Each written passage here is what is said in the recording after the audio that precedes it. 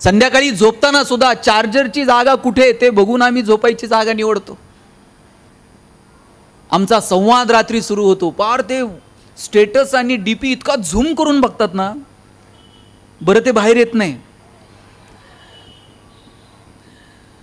म्हणजे त्याचा किती वापर, कुठल्या शौचालयाला निघालं तरी पोरं हातात मोबाईल घेऊन जाणार. एक बरोबर आहे ना, एका हातात मोबाईल दुसऱ्या हातात डबा.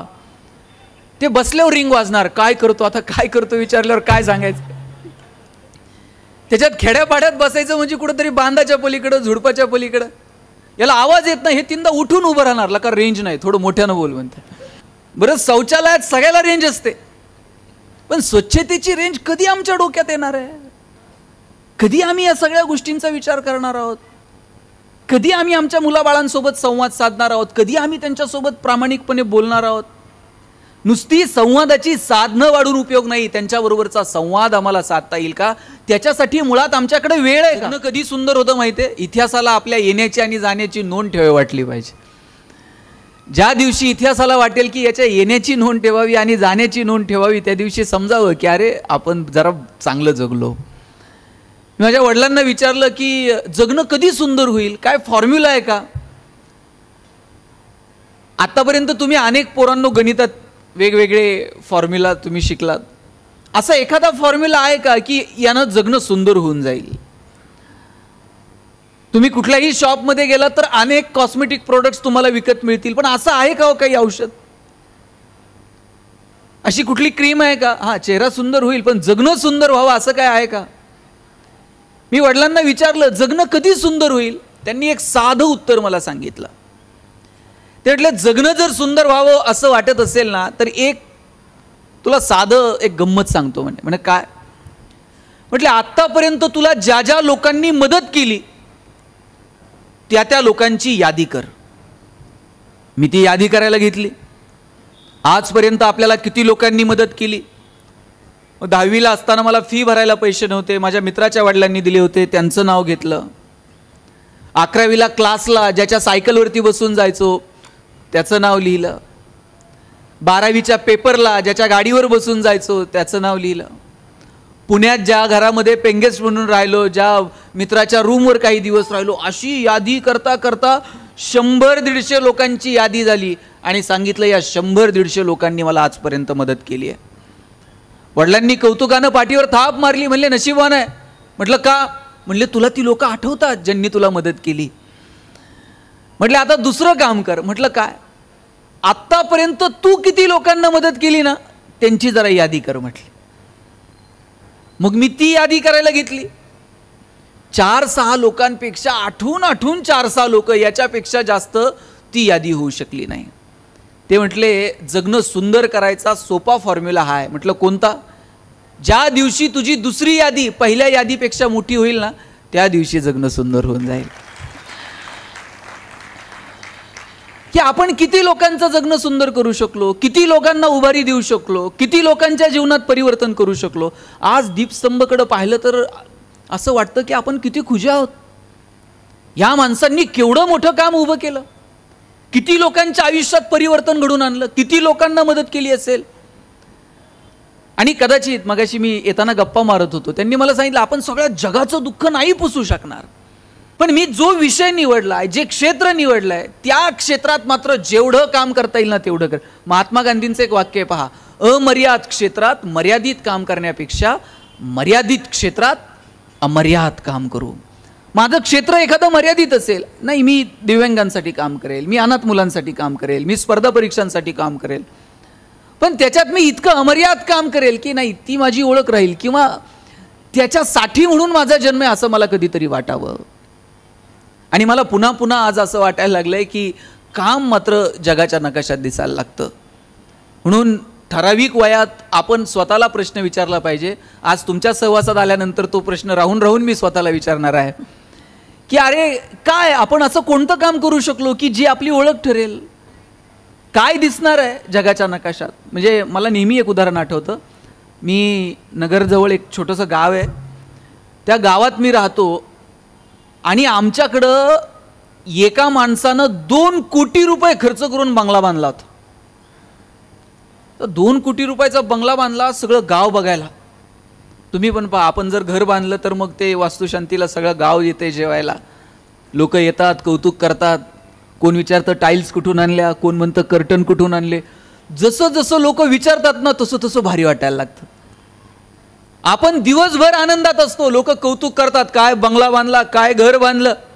तेवढ्यात जाताना कोणतर म्हणते, साहेब जरा किचनची दिशा, हे इतकं टेन्शनमध्ये येत आहे ना. त्याच्या डोक्यात घर लक्षात राहत नाही, कर्ज लक्षात राहत नाही, हप्ता लक्षात राहत नाही, काही नाही. येणाऱ्या पाहुण्या रावळ्याकडे सुद्धा बघत नाही, ते सारखं किचनकडे बघतंय, दिशा कोणती चुकली काय बघत. 2 कोटी रुपयाचा बंगला बांधला, सगळं गाव बघायला आलं. आमच्या गावात एक महाराज होते, महाराज काय बंगला बघायला आले नाही. याच्या डोक्यात एकच, सगळे आले आणि महाराज आले नाही. यानं गाडी पाठवली, महाराज घराला पाय लागले पाहिजेत. महाराज आले, महाराजांना पहिल्या मजल्यावर नेलं, दुसऱ्या मजल्यावर नेलं, तिसऱ्या मजल्यावर नेलं आणि तिसऱ्या मजल्यावर असा मोठा जगाचा नकाशा लावलेला होता. महाराजांनी विचारले, हे काय? म्हटलं जगाचा नकाशा. आणि म्हणले यात काय? सगळं आहे म्हटले. म्हणजे यात भारत कुठे आहे? म्हणले महाराज जगाचा नकाशा आहे, भारत हा इथं भारत आहे म्हटले, हा छोटासा. आणि म्हणले महाराष्ट्र, म्हणले अहो जगाच्या नकाशात भारतच एवढा दिसतोय, महाराष्ट्र इथं हा छोटा, इथं हा महाराष्ट्र आहे म्हटलं. आणि म्हणले नगर, आता महाराष्ट्रच नाही म्हणले, नगर इथं हे बिंदू इथं नगर असलं पाहिजे म्हणले. आणि म्हणले आपलं केडगाव. आता ते म्हणलं महाराज आता नगर दिसना आणि केडगाव. आणि म्हणले तुझा 2 कोटीचा बंगला कुठे यात? आणि महाराज म्हणले इथं जिल्हाच दिसना आणि माझा बंगला कुठून दिसायला लागलाय. महाराजांनी जाता जाता पाठीव थाप मारली, म्हणले राजा जगाच्या नकाशात जी गोष्ट कधीच दिसणार नाही ती कमवण्यासाठी आयुष्य वाया घातलं की म्हटले. तुझा बंगला, तुझी गाडी जगाच्या नकाशात दिसत नाही. महाजन सरांचा बंगला दिसतो का नाही मला माहित नाही जगाच्या नकाशात, पण दीपस्तंभ मात्र दिसणार आहे. पोपटराव पवारांनी हिवरे बाजार उभं केलं, हिवरे बाजार मात्र दिसणार आहे. अण्णांचं राळेगण मात्र दिसणार आहे. जगाच्या नकाशात काम दिसतं, तुम्ही कोणत्या क्षेत्रात काय करू लागलात. आणि जगणं सुंदर यानंच होणार आहे की आम्ही इतरांच्या आयुष्यात काय आनंद निर्माण करू शकलो, इतरांच्या जगण्यामध्ये आमच्यामुळे काय परिवर्तन होऊ शकलं. हे बा, आपण माणसं आहोत, आपण जनावरं नाही आहोत. आपल्याला बोलता येतं, आपल्याला चालता येतं. परमेश्वराने ती कृपा केली आपल्यावरती की आपल्याला माणूस म्हणून जन्माला घातलं. म्हणजे आपल्यावरती सगळ्यात मोठे उपकार जर कोणते असतील तर मुळात आपण माणूस म्हणून जन्माला आलोय.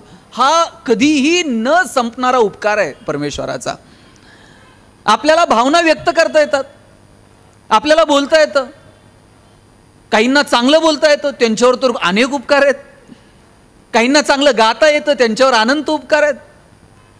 भगवंतानं माणसावरती एवढे उपकार केलेत. आता आपल्याला ठरवायचे की या उपकारांची परतफेड आपण कशा पद्धतीने करावी. रस्त्यावरच्या जनावरांना त्यांच्या भावना व्यक्त नाही करता येत. हायवेला येऊन बघा, रोज 2-3 कुत्री मरून पडलेली असतात. त्यांच्या पिलांना तक्रार करता येते का पोलीस स्टेशनला जाऊन, आमच्या बापाची चूक नव्हती, याचाच ब्रेक लागला नाही, आमची तक्रार दाखल करून घ्या. त्यांना नाही बोलता येत. धाब्यावरती कोंबड्या घेऊन जातात काही लोक, त्या 2 व्हीलरला अशी काठी बांधलेली असते, त्या कोंबड्या अशा उलट्या बांधलेल्या असतात, त्यांच्या तोंडातून फेस बाहेर पडत असतो, पंख फडफडतात आणि त्यांना धाब्यावर घेऊन जातात. त्यांना कळतं आता शेवटचा प्रवास आहे, पण तक्रार करता येत नाही की आता नीट घेऊन जा. माणसाला तक्रारी करता येतात, या असं चालणार नाही म्हणता येतं. माणसाला आनंद व्यक्त करता येतो, कुणाच्या तरी खांद्यावरती डोकं ठेवून रडता येतं. केवढे उपकार आहेत भगवंताचे की त्यानं व्यक्त होण्याची संधी आपल्याला उपलब्ध करून दिली. मला वाटतं ज्याला व्यक्त होता येतं ना त्याला आनंदाचे सगळे पैलू हळूहळू सापडायला लागतात. पण दुर्दैवानं व्यक्त होण्याची साधनं वाढली, साधनं वाढत गेली, पण व्यक्त होणं मात्र कमी कमी होत गेलं. त्यातला चांगुलपणा, त्यातला जिव्हाळा, त्यातली संवेदनशीलता, त्यातला ओलावा तो कधी संपला ना हेच कळलं नाही. पोस्टमन यायचा कधीतरी, पोस्टमन जर पत्र घेऊन आला ना सगळ्या घराला आनंद व्हायचा. त्यातले ते काही ते एकतर कुणाला तरी वाचता यायचं नाही, मग कोणीतरी ते पोस्टमनलाच वाचायला सांगायचं, मग त्यानं पत्र वाचून दाखवायचं. चांगली बातमी असली की त्याला चहा बी पार जेवून पोस्टमन जात होता. आता पोस्टमनच घराकडे येत नाही, पत्रच येत नाहीत.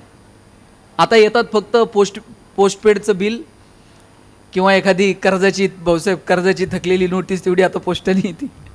याच्या पलीकडे काय पोस्टमन आणि हा प्रकार फारसा उरलेला नाही. आता सगळं फास्ट आहे हो, विदिन अ सेकंद जगापर्यंत पोहोचतं. किती सुंदर गॅजेट आहे मोबाईल, हेवा वाटावा असं यंत्र आहे. एका सेकंदात तुम्ही जगापर्यंत पोहोचत होतात. पण त्याचा इतका अतिरेकी वापर झाला की त्यातून भावना बाजूला गेल्या आणि फक्त काहीतरी कृत्रिमपणा त्याच्यामध्ये उरला. आणि तो इतका वाढत गेला की त्याचे परिणाम सामाजिक स्तरावर, कुटुंबाच्या स्तरावरती, सगळ्या स्तरावरती आता जाणवायला लागलेत. म्हणजे एक काळ असा होता, पोरं मैदानावरती दिसायची, आता पोरं मैदानावर नाहीत. इकडून तिकडून पोरं मैदानावरती आलीच तरी ते शेजारी ठेवलेल्या बाकड्यावर बसून मोबाईलवर गेम खेळत आहे. 2-2, 2.5 वर्षाच्या पोरांच्या हातात मोबाईल दिले. बरं, ते दिले तर दिलं, बाप इतकं कौतुकानं सांगतंय, मला कळत नाही ते त्याला कळतंय म्हणतंय मोबाईलमधलं. आता इथं काही वयस्कर महिला आहेत, मला सांगा आई, पोरग जर रडायला लागलं तर तुम्ही काय करायचं? तो त्या पोराला जवळ घ्यायचं आणि जवळ घेतल्यावर पोरग रडणं थांबवत होतं की नाही?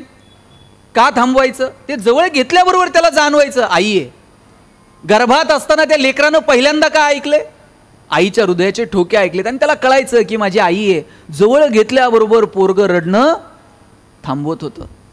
आता पोरग रडायला लागल्यावर तुम्ही काय करता? काय? वा वा वा, पर्समधनं मोबाईल काढायचा, पोराच्या हातात द्यायचा आणि ते पोरग इतकं पुढचे ते मोबाईल हातात आल्याबरोबर रडणं थांबवते. आईच्या स्पर्शाची जागा जर मोबाईलच्या स्पर्शानं घेतलेली असेल तर हा कुणाचा पराजय? हा विज्ञान तंत्रज्ञानाचा विजय आहे का मातृत्वाचा पराजय आहे? मला वाटतं हे ठरवण्याची वेळ आली आहे. आनंद हा फक्त साधनांमध्ये नाहीये, त्याच्या पलीकडे आहे. आम्ही साधनांमध्ये आनंद शोधायला लागलो. माऊली इतकं सुंदर सांगतात, किंबहुना सोये जीव आत्मयाचे लाहे, तेथ जे होय तया नाम सुख. माऊलींनी सांगितलं आत्म्याशी जे संबंधित आहे त्याला सुख म्हणावं. आम्ही साधनांमध्ये सुख शोधायला लागलो. याचा अर्थ साधनं कमवू नये त्या मताचा नाही, साधनं कमवा, पण त्याचा इतका अतिरेकी वापर की ती साधनच जणू आम्हाला साध्य वाटायला लागली आहेत. पाहुणे जर घरात आले तर आई चहा घेऊन जायची. चहा हातात आल्यानंतर पाहुणा विचारायचा, पाऊस पाणी बरं आहे का? पीक पाणी कसं आहे?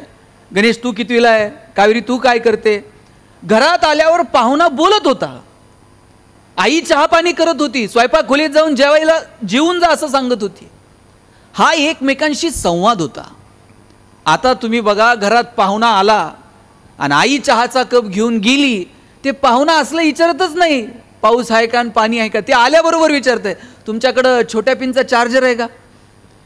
ते इतकं अस्वस्थ आहे आणि त्याच्या अस्वस्थतेचं कारण काय? त्याच्या मोबाईलची बॅटरी लो आहे.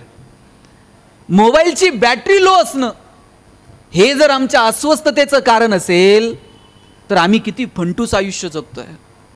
संध्याकाळी झोपताना सुद्धा चार्जरची जागा कुठे ते बघून आम्ही झोपायची जागा निवडतो.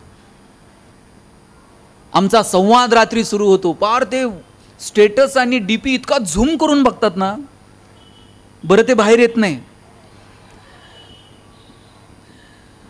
म्हणजे त्याचा किती वापर कुठल्या कारणांसाठी? आता स्वच्छता, मी नवळे साहेबांना विचारलं तुम्ही होतात का स्वच्छ सर्वेक्षण मध्ये, आणि नगराध्यक्ष साहेबांनी सांगितलं की आम्ही 3 स्टार कॅटेगरीमध्ये आलोय. दिल्लीला आता बहुमानही झाला. आम्ही त्या स्वच्छता अभियानासाठी इतके फिरलो, गावोगावी फिरायचो, लोकांना सांगायचो. मोबाईलवरून विषय निघाला म्हणून सांगतो, आम्ही कॉलेजला होतो, आम्ही गावात जाऊन खराट्यानं गावं झाडून घ्यायचो.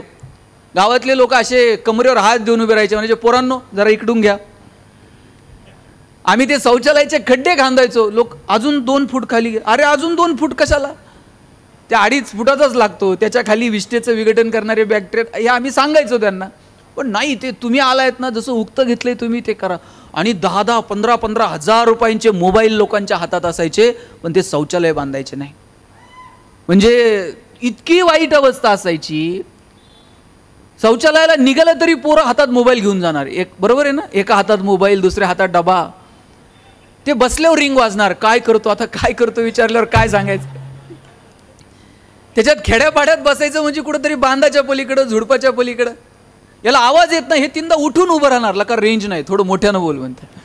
बरं, शौचालयात सगळ्याला रेंज असते, पण स्वच्छतेची रेंज कधी आमच्या डोक्यात येणार आहे? कधी आम्ही या सगळ्या गोष्टींचा विचार करणार आहोत? कधी आम्ही आमच्या मुलाबाळांसोबत संवाद साधणार आहोत? कधी आम्ही त्यांच्यासोबत प्रामाणिकपणे बोलणार आहोत? नुसती संवादाची साधनं वाढून उपयोग नाही, त्यांच्याबरोबरचा संवाद आम्हाला साधता येईल का, त्याच्यासाठी मुळात आमच्याकडे वेळ आहे का? आमच्या मुलांसोबत बोलायला वेळ आहे का? मी स्वतःला नशीबवान समजतो, मला 12 वर्ष माझ्या आजोबांचा सहवास लाभला. छोटं घर होतं आमचं पत्र्याचं, आई वडील बहीण भाऊ आजोबा आम्ही सगळे त्या 2 खोल्यात राहायचो. माझे वडील माझे आजोबा आणि मी, आजोबा असे क्वार्टर झोपायचे, मी खाली झोपायचो. आम्ही रात्र दोघं एकमेकांशी गप्पा मारायचो. मी जर काही सांगायला लागलो तर आजोबा म्हणायचे, अरे तू काय सांगतो, याच्यावर ज्ञानोबा असं म्हणतात, याच्यावर तुकोबा असं म्हणतात.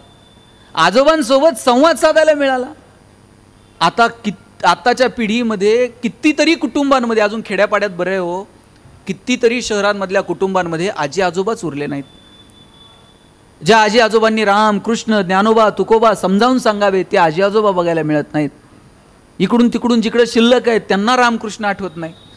नातू जर म्हणला गोष्ट सांग तर आजोबा म्हणतात, एक होता राजा, त्याच्या 2 राण्या. आता आज्यानं असं सांगितल्यावर पोरग तेच करतंय, 1 राजा 2 राण्या. कॉलेजला गेल्यावर त्यातली एक आवडती, दुसरी नावडती. काय पेरायचं ठरवलंय हो?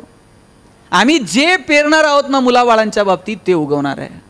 म्हणून पहिलं आनंदाची बाजू जर कोणती असेल ना, तर ती संवाद आहे. आपल्याला संवाद साधता आला पाहिजे, बोलता आलं पाहिजे, लोकांच्या भावना समजून घेता आल्या पाहिजेत. आपल्या मुलांसोबत संवाद असावा, त्यांच्यासोबत बोलावं, त्यांना जवळ घ्यावं. आपल्या ज्या जगण्याच्या संकल्पना आहेत त्या त्यांच्यासमोर किमान नाही, त्यांच्यावर लादू तर नयेतच. ठराविक वयानंतर पोरांना काय करायचे ते करणारच आहेत, पण ठराविक वयापर्यंत तरी किमान त्यांच्यासोबत आमचा संवाद, आमचा स्पर्श असायला हवा. 10-10, 12-12 वर्षाची मुलं होईपर्यंत बापाच्या पायावर पाय टाकून झोपत होती. आता 2-2, 4-4 वर्षाच्या मुलांचे सेपरेट बेडरूम आहेत. जुन्या काळात आईबापाला शरीराचे धर्म नव्हते का? पण होते. पण ते जोपासत असताना त्यांनी मुलांचे स्पर्श ठराविक वयापर्यंत तुटू दिले नाहीत. आम्हाला तो स्पर्श तरी आम्हाला आमच्या लेकराला देता येईल का? बापानं नुसतं पुरीकडे पाहिलं ना तरी पुरीला वाटायला पाहिजे की अरे माझा बाप माझ्यासाठी हे करतो, मला चुकून चालणार नाही. बापानं पोराच्या नुसता पाठीवर थाप मारली तरी पोराला कळलं पाहिजे की अरे नाही, माझं चाललंय ते जरा चुकीचं आहे, बापाच्या फार वेगळ्या अपेक्षा आहेत माझ्याकडनं. पण त्याच्यासाठी किमान तो संवाद, ती भाषा आपल्याला येणाऱ्या पिढीसोबत ठेवावी लागेल. येणारी पिढी आपल्यापेक्षा प्रचंड पुढची आहे. आज आपण वेळ जर नाही दिला आणि यांच्यासोबत जर ते संवेदनशील नातं आपण नाही टिकवू शकलो, नाही जोपासू शकलो, तर ही पिढी सुद्धा येणाऱ्या काळात आपल्याला वेळ देणार नाही, हे लक्षात ठेवा.